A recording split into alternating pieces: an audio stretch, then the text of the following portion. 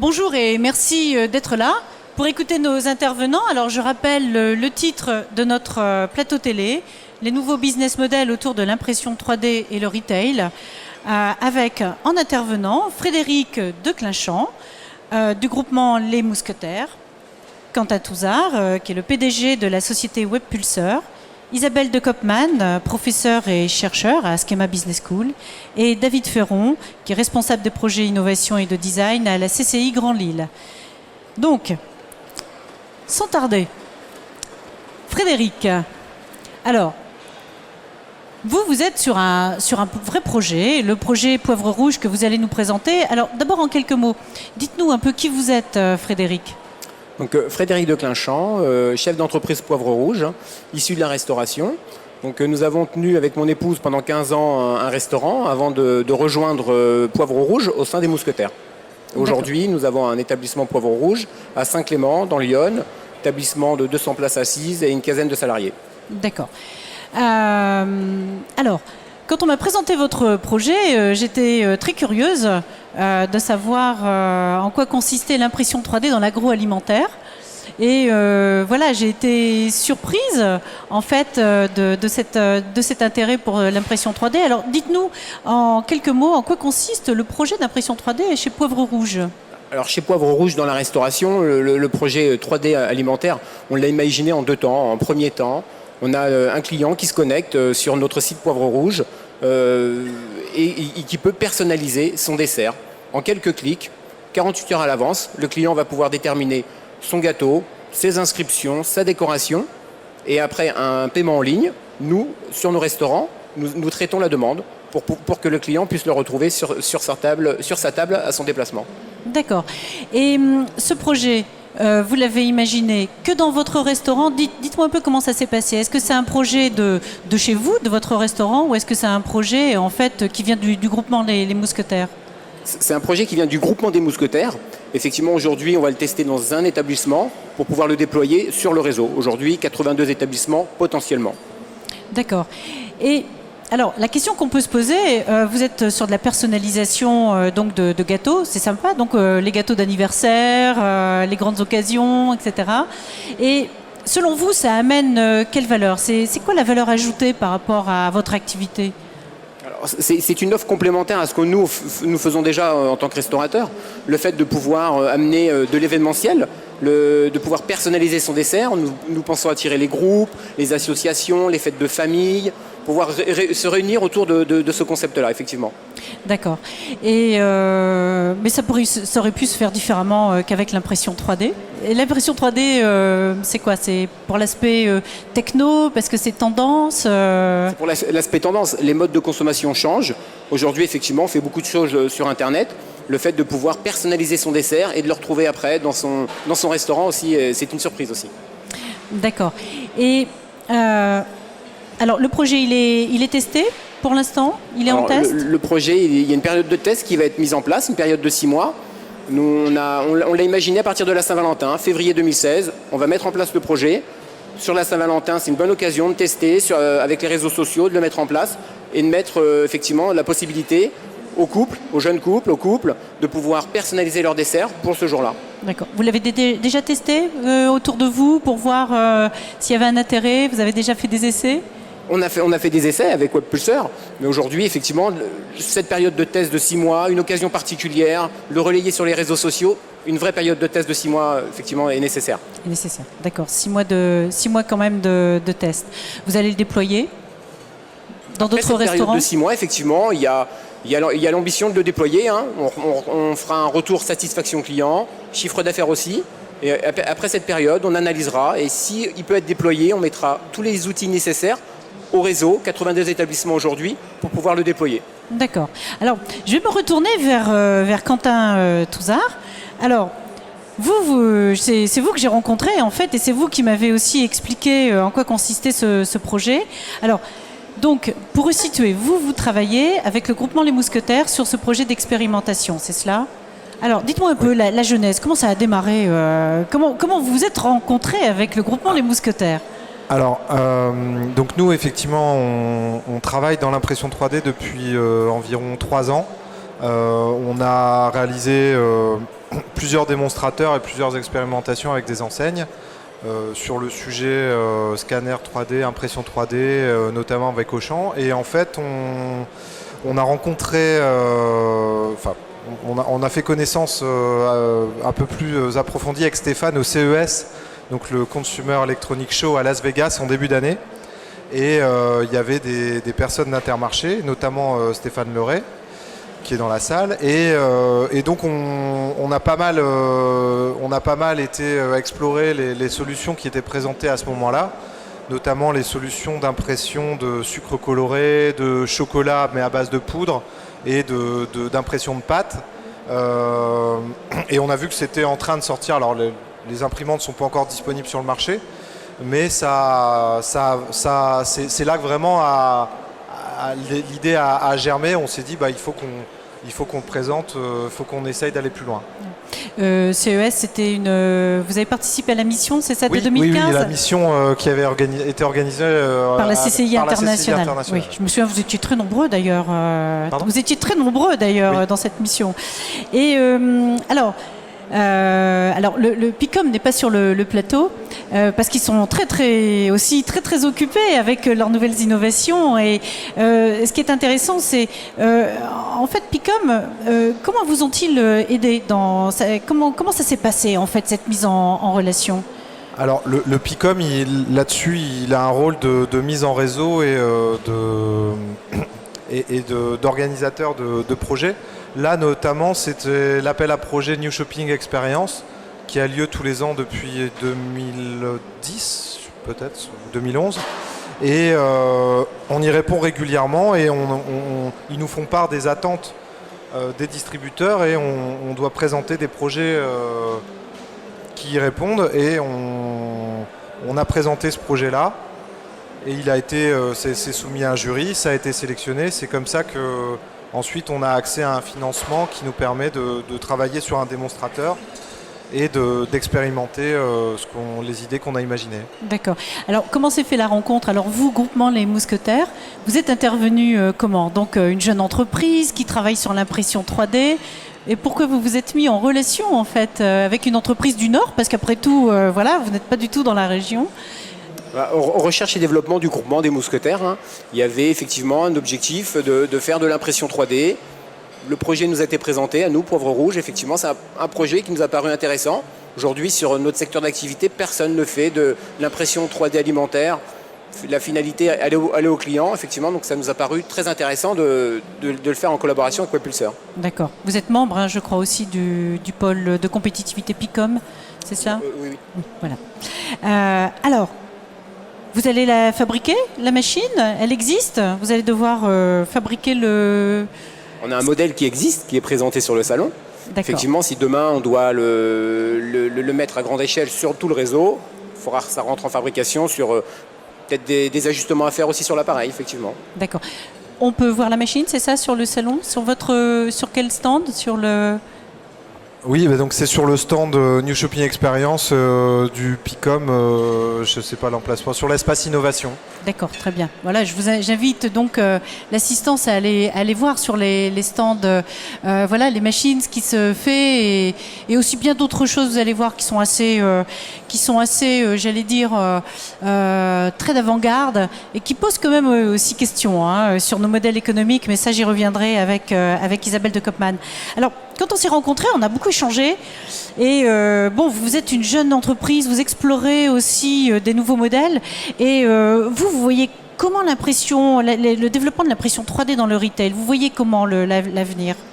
3D ou sur l'alimentaire? Sur l'agroalimentaire ou sur l'impression 3D. En général, je pense que Isabelle va plus développer le sujet, mais on voit que ça répond effectivement à une demande des consommateurs d'être impliqués dans l'acte d'achat et d'être quelque part co-créateur du produit. Ils participent à l'élaboration du produit et au besoin aussi d'hyper-personnalisation. Et c'est amené effectivement à se développer. Après, ce qui va être important, c'est pas vraiment la technologie en tant que telle, mais c'est les usages qu'on va en faire. Et c'est amené à... les technologies et les usages vont se répondre dans quelque chose... ça va se développer après... qu'est-ce qui va être fait exactement, je pense que j'ai pas de boule de cristal. Et plus que ça, c'est qu'est-ce qu'on va en faire nous. On est acteurs et donc c'est ce qu'on en fera et c'est comment on va réussir à écouter le consommateur, lui proposer des réponses pertinentes et faire évoluer ces solutions vers des choses qu'on ne connaît pas forcément à l'avance. Oui, donc on est un peu, si je comprends bien, on est quand même beaucoup dans l'expérimentation. Et puis on est beaucoup, j'allais dire, dans la co-création. On ne sait pas trop où on va en fait, c'est ça? C'est ce que vous me dites? On sait la direction qu'on emprunte, mais on est effectivement enfin, je pense que... C'est le consommateur qui va nous guider. C'est le consommateur final qui nous guidera. Aujourd'hui, effectivement, on s'est tracé une ligne, on sait où on veut aller. Le consommateur va nous diriger ou pas, va nous confirmer cette ligne ou pas. C'est lui qui décidera au final. Ah oui. Et alors, vous, vos consommateurs, vous les voyez évoluer comment, ces consommateurs? C'est chez Poivre Rouge, par exemple. Ils veulent quoi? Ils veulent aussi participer, co-créer, puisque apparemment c'est la tendance. Effectivement, créer. Là, on est sur de la personnalisation, on est sur des nouveaux modes de consommation. C'est le partage, c'est la création. C'est je crée, mais je ne sais pas faire. Donc, je crée sur mon écran, mon smartphone, mon ordinateur, ma tablette. Je crée et je vais l'avoir dans l'assiette. On va présenter ça à un groupe d'amis, à une famille, mais on en sera l'acteur principal de la création, de l'idée qui sera sur table. Effectivement, c'est ces modes de consommation qu'on essaye de faire évoluer. Alors, sans dévoiler la stratégie du groupement Les Mousquetaires, parce que ce n'est pas non plus l'objectif aujourd'hui, puis je pense que c'est beaucoup trop tôt aussi pour dire Vous voyez l'impression 3D dans l'agroalimentaire sortir un peu du cadre, j'allais dire, du dessert et pouvoir évoluer aussi dans d'autres types de préparation. Alors, mon métier reste la restauration, donc je ne sais pas si ça va être développé dans l'agroalimentaire. Là, on est sur la restauration. C'est la restauration. Bien. Merci, Frédéric. Eh bien, on va passer à Isabelle. Alors, moi, j'aime bien écouter Isabelle de Koopman. Alors, d'abord, Isabelle, parce qu'elle est chercheuse à Schema Business School. Elle enseigne aussi. Et moi, je la connais aussi comme consultante dans le réseau APM des entreprises. Donc, elle accompagne aussi des entreprises. Elle a une vraie passion pour l'impression 3D. Voilà, oui. On a souvent eu l'occasion d'échanger avec notamment là. Je vais interpeller Isabelle, mais avec sa casquette un peu visionnaire et prospective aussi.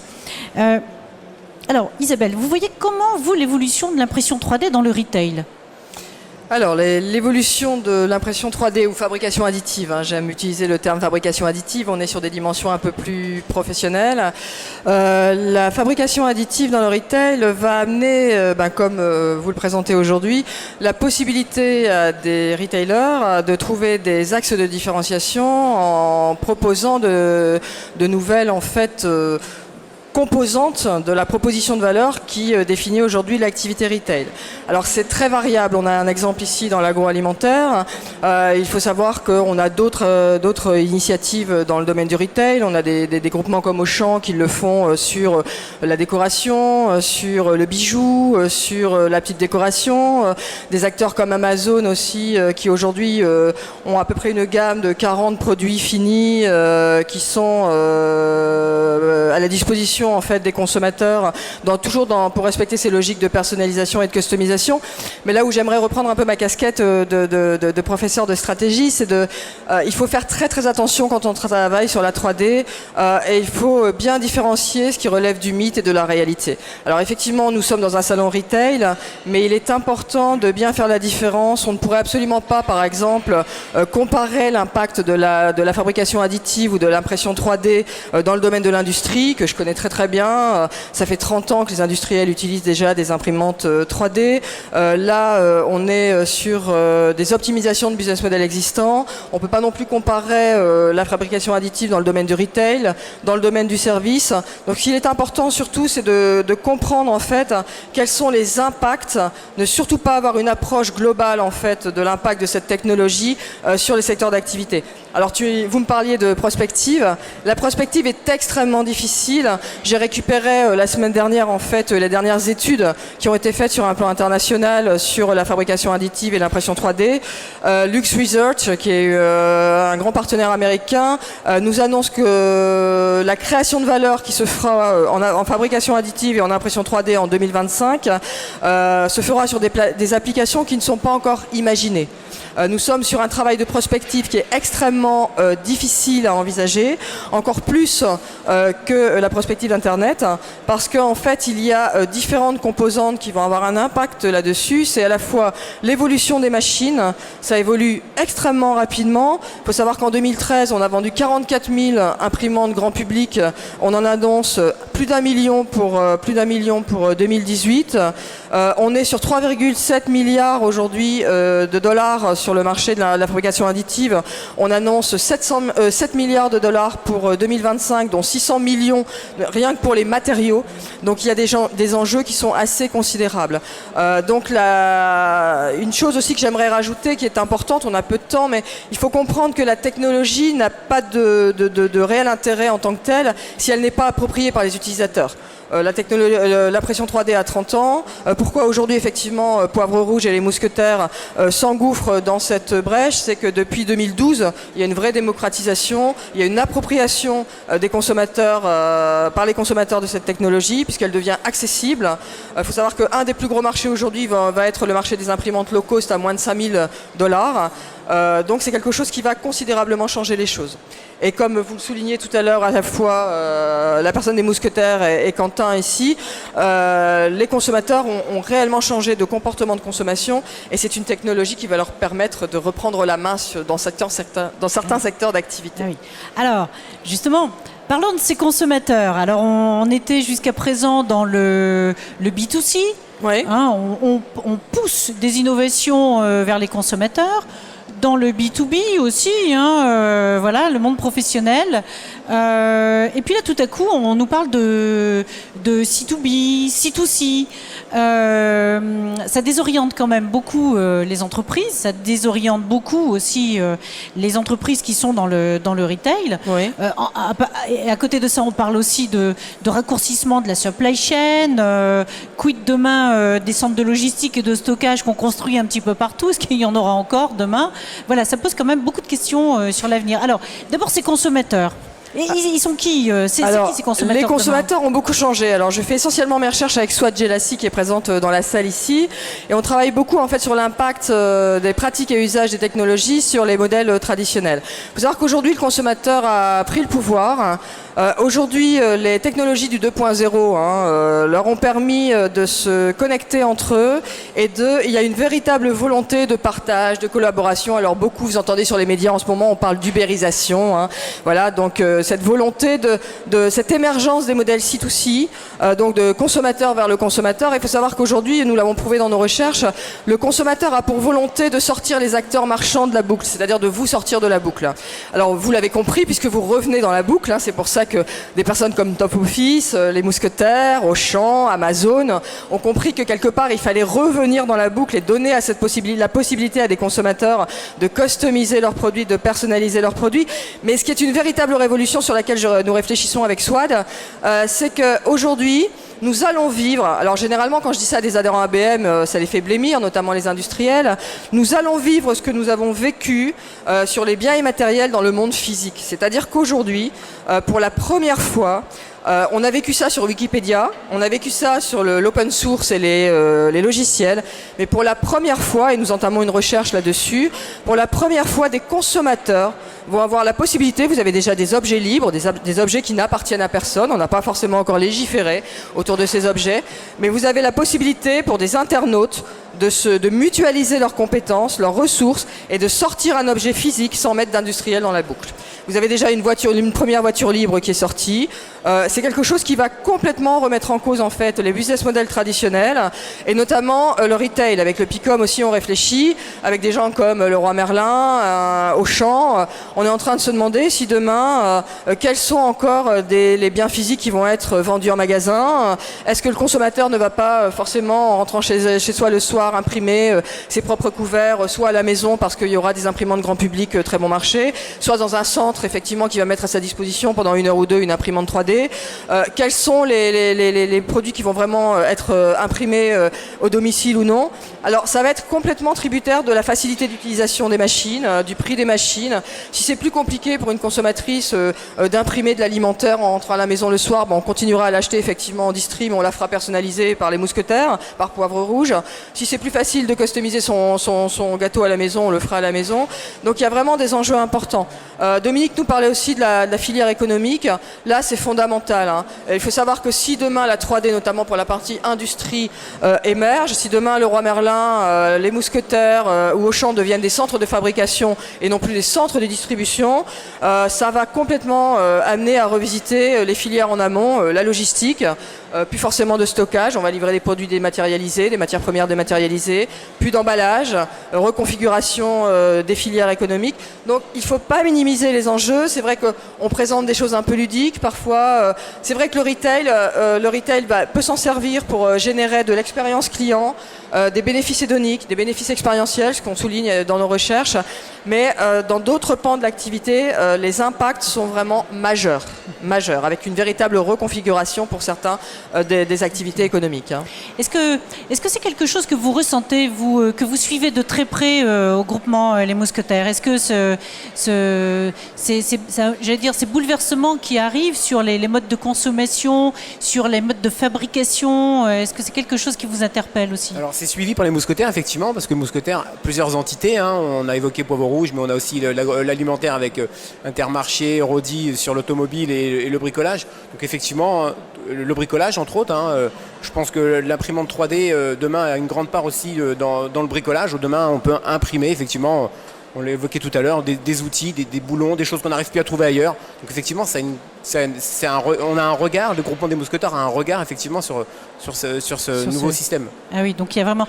Et alors Quentin, si je vous interroge, alors vous qui êtes une jeune entreprise qui a accompagné les enseignes qui sont dans le domaine du retail, est-ce que vous, c'est quelque chose que vous percevez aussi à votre niveau ?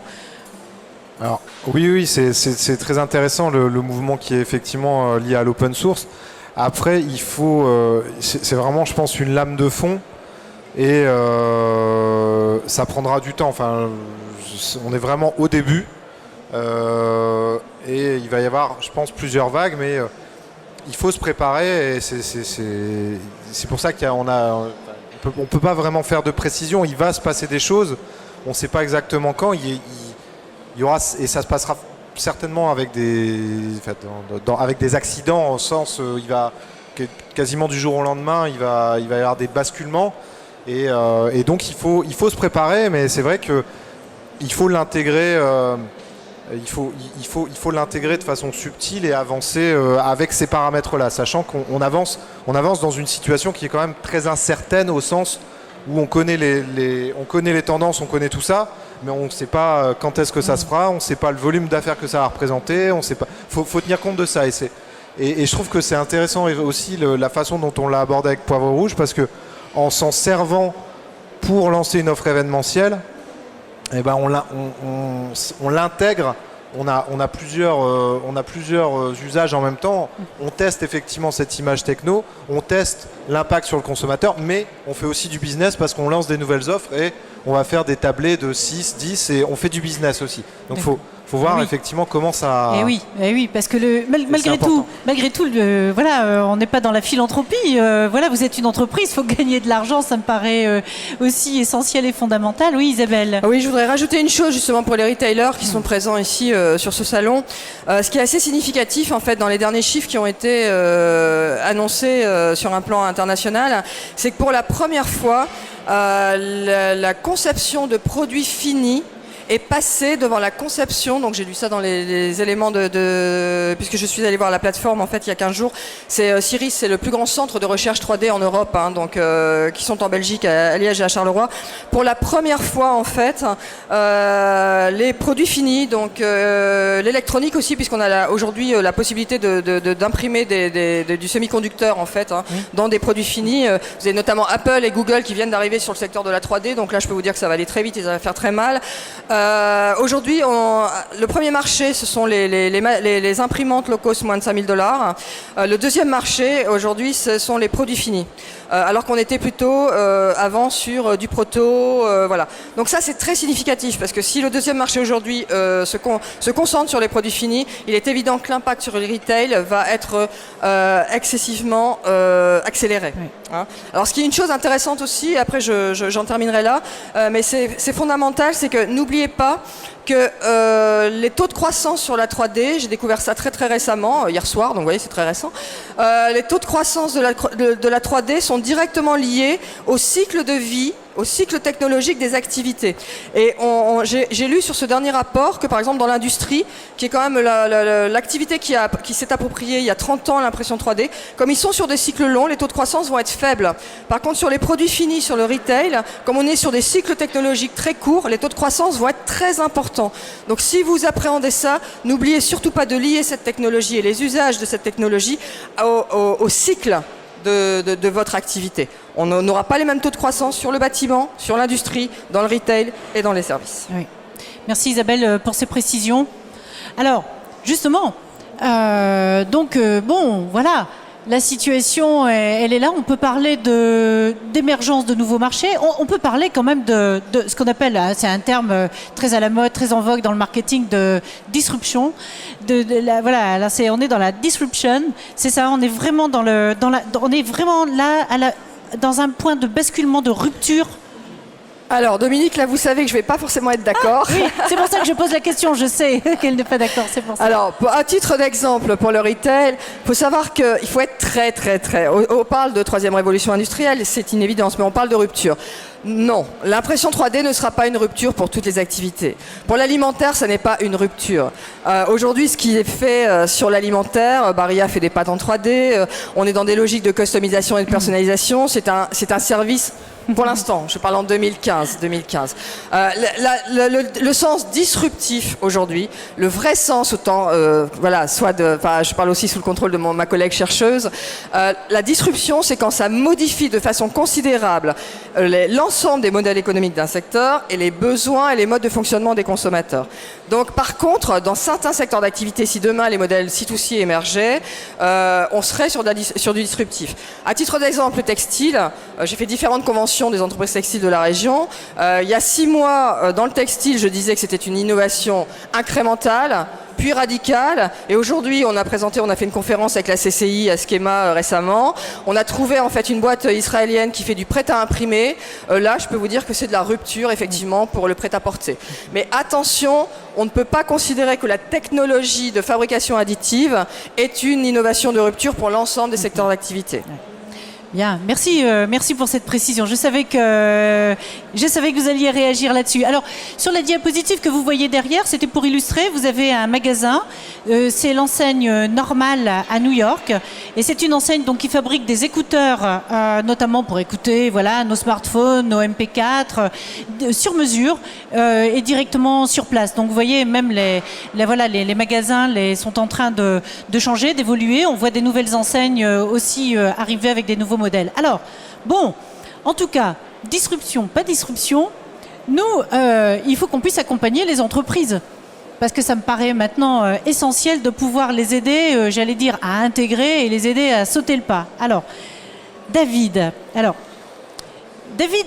Ferron, il co-anime le club impression 3D et fabrication additive Nord-Pas-de-Calais avec moi, parce que moi je suis de la CCI Grand Lille, responsable du service innovation et digital.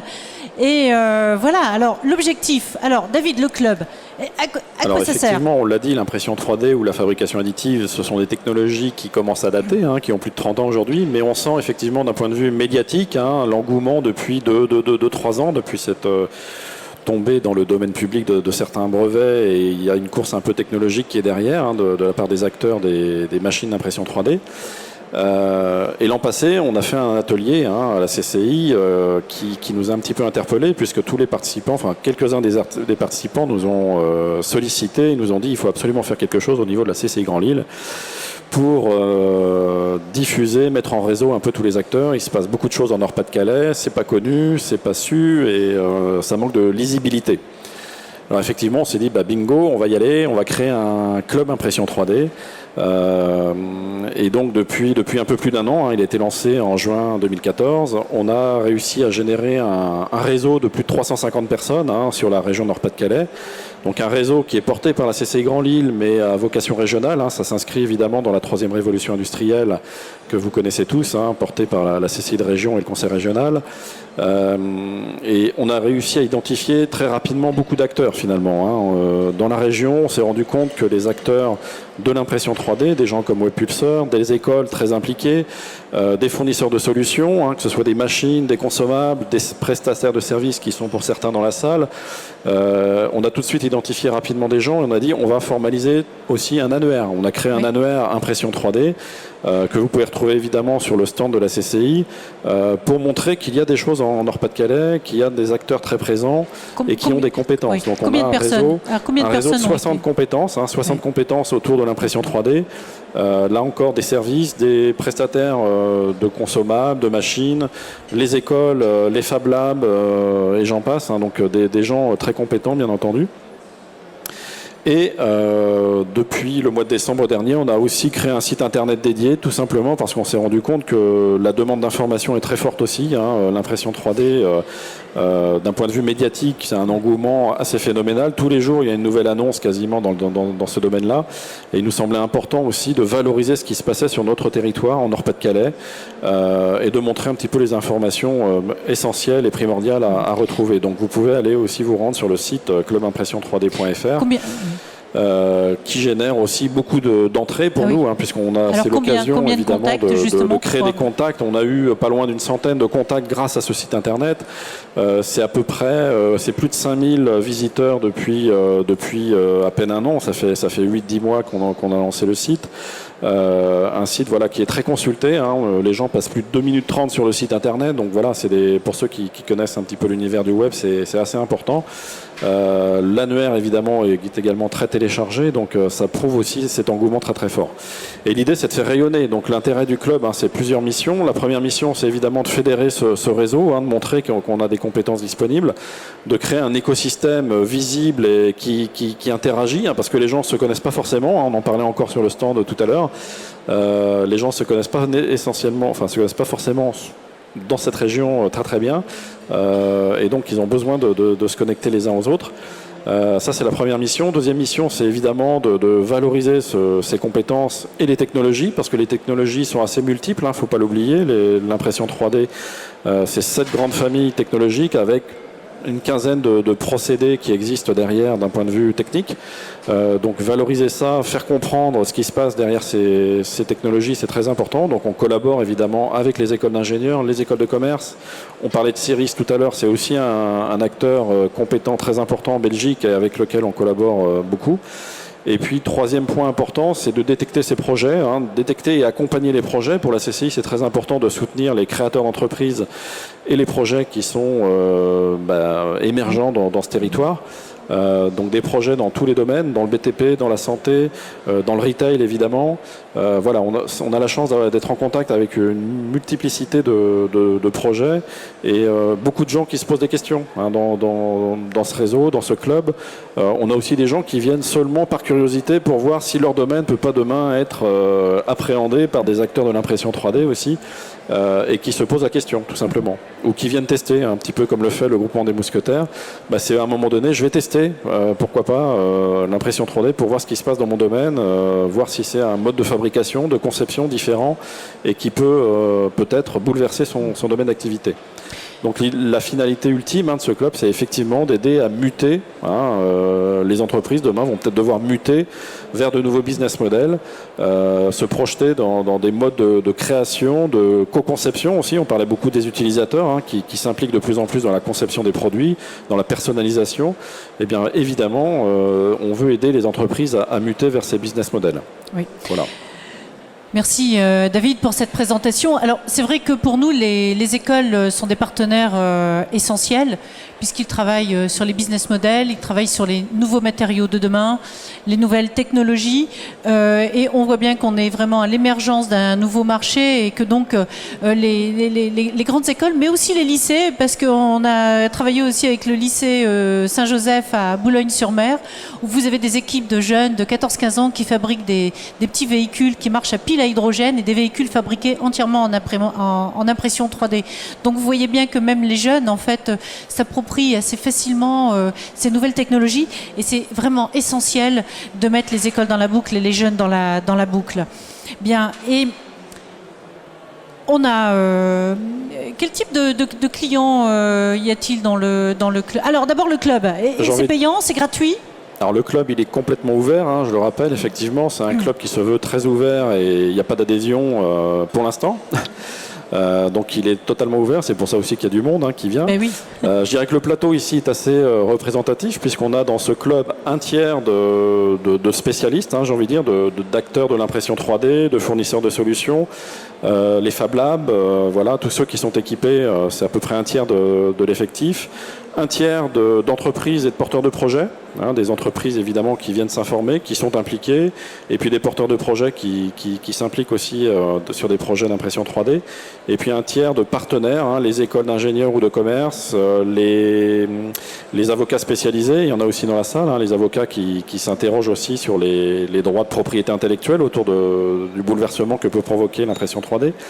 On a les écoles, universités, les architectes, les designers, voilà, tous ces gens-là qui sont très impliqués dans les processus de conception, à un moment donné, de produits, qui évidemment voient leur modèle aussi évoluer avec ces technologies.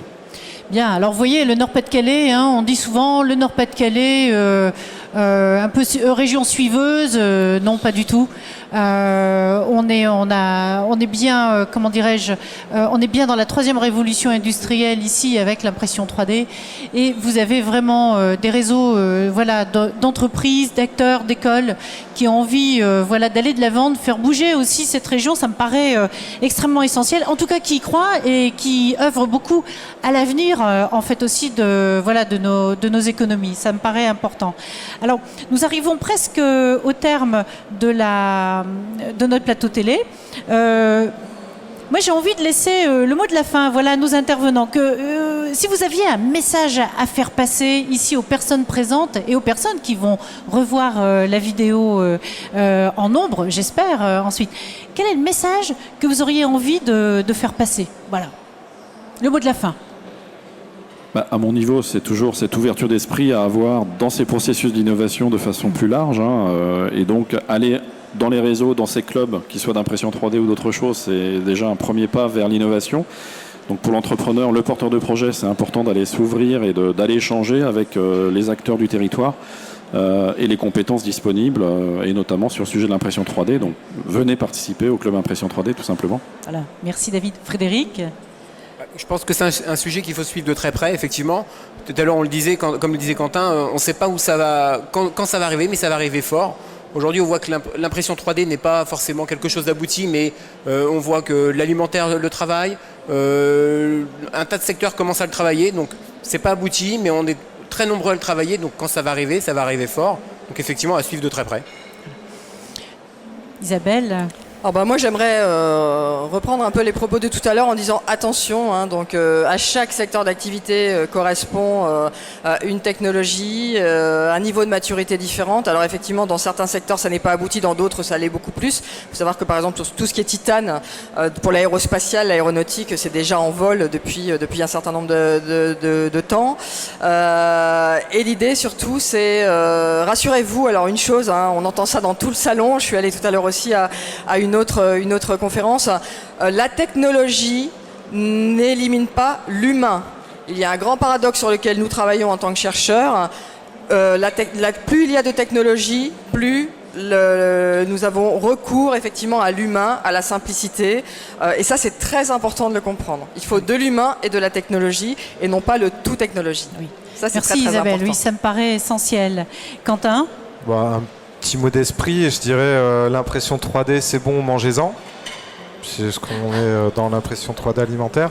Non, plus sérieusement, il faut effectivement faut être dans l'action, il faut agir, même si c'est un contexte incertain, faut faire des choses, c'est comme ça qu'on va avancer, quoi. Il faut pas rester à regarder de loin, ou faut mettre un pas et se lancer, et puis et se mettre en chemin, et c'est le chemin qui est important aussi.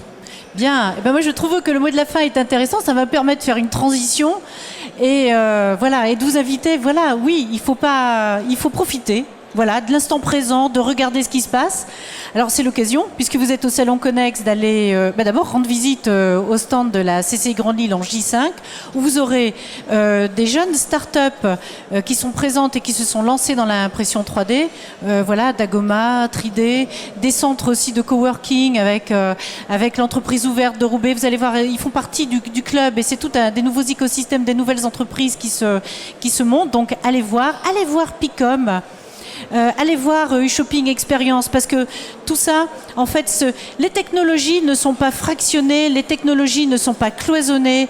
Nous sommes dans des changements de paradigme qui vont arriver, on ne sait pas à quel horizon, mais tout cela, l'Internet des objets, l'impression 3D, la transition numérique, tout ça, en fait, ne font qu'un, ils vont converger ensemble. Donc allez voir aussi les espaces d'innovation, allez sur le stand Intermarché, allez voir ce qui se passe. C'est l'occasion, vous avez vraiment... Alors là, bon, j'en profite, mais nous sommes partenaires du Salon Connex, mais profitez de ces 3 jours pour aller voir ce qui se fait.